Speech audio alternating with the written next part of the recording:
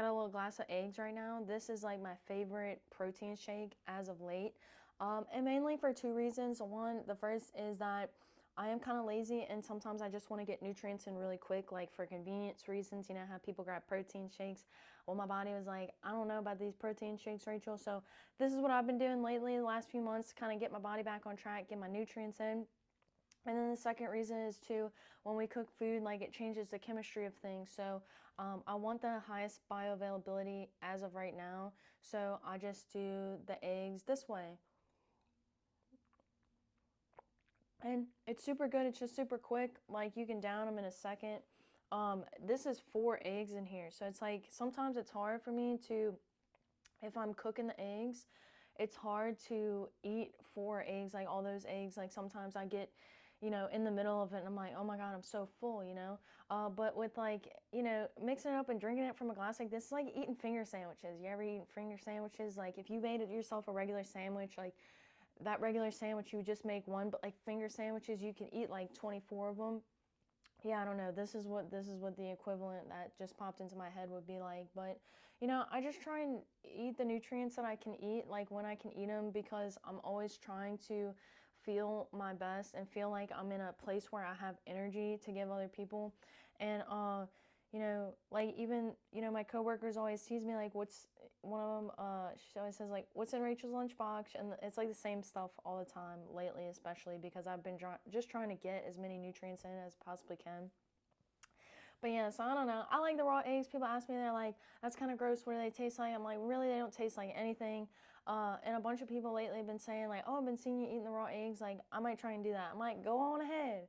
Go on ahead, do your thing, check with your doctor, of course, always check with your doctor. But, I've never felt ill after I've eaten the raw eggs. And, it's because like our gut bacteria, like we have a bunch of bacteria in our guts, and that's why we need to eat real whole foods, because when you're going to prepackaged foods and all these foods that are mixed up and chemically altered, it distorts the chemistry. It distorts like those bacteria in your gut. They don't know what those foods are, right? So it's good to give yourself like real whole foods. That way you can feed your gut bacteria. We do know like the gut bacteria is like the second brain. And bacteria in the gut have been linked to things like insulin resistance, and even, insulin resistance is linked to depression, anxiety, and all these mental health disorders. And if that doesn't, get to you, it's also linked to weight gain. So if you are just trying to like tone your body, gain some muscle, focusing on your gut bacteria is probably the most, that's the primary focus. For me, it was the primary focus. How about I say that? It was a primary focus for me to feed my gut bacteria healthy things. Like that was the biggest change that I made years ago, when I was really looking at like, what supplements am I taking? Are these supplements helping me? Like, what is the root cause? And I read a book by Dr. David Perlmutter. He is great. I don't know him personally, but his books are phenomenal. He had The Grain Brain, and he also had I'm blanking, Brain Maker. And he talked about the relationship between the gut bacteria and the brain and mental health. And so it's so important to understand that a lot of the insulin resistance that we are experiencing in the brain, as in manifesting itself as these mental health disorders, these mood swings, this fatigue, it is starting from the gut. And a lot of that is due to the overstimulation of the stress response just in general. So it's not all about the food that we eat, because our regular stress in general contributes to our gut bacteria. So I could have the healthiest diet in the world, and essentially over the last few months, like I did have a healthy diet, but my stress levels were so high due to external circumstances that it altered my gut bacteria, it altered my immune response. And so, always focusing on that.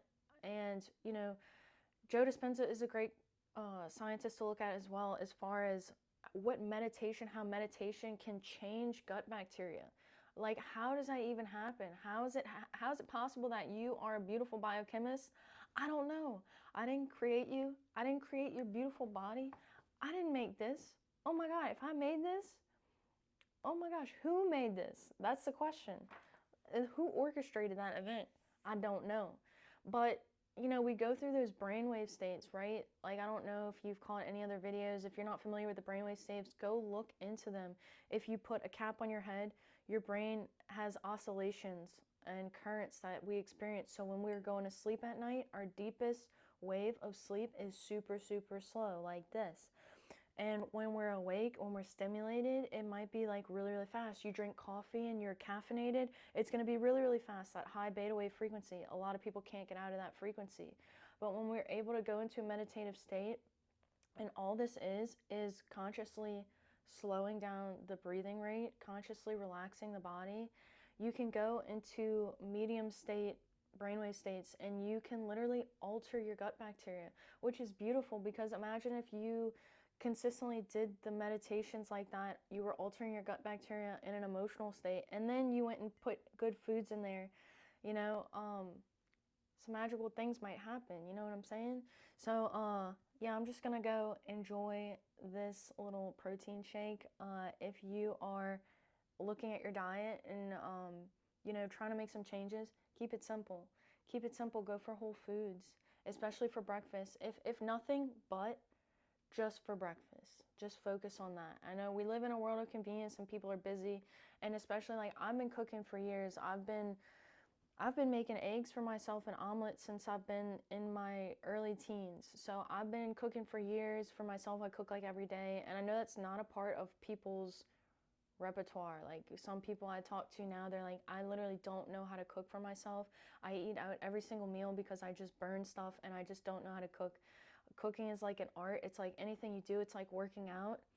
It is a slow process of learning. You know, nobody got here. How did you learn to walk? Do you even remember? We don't even know.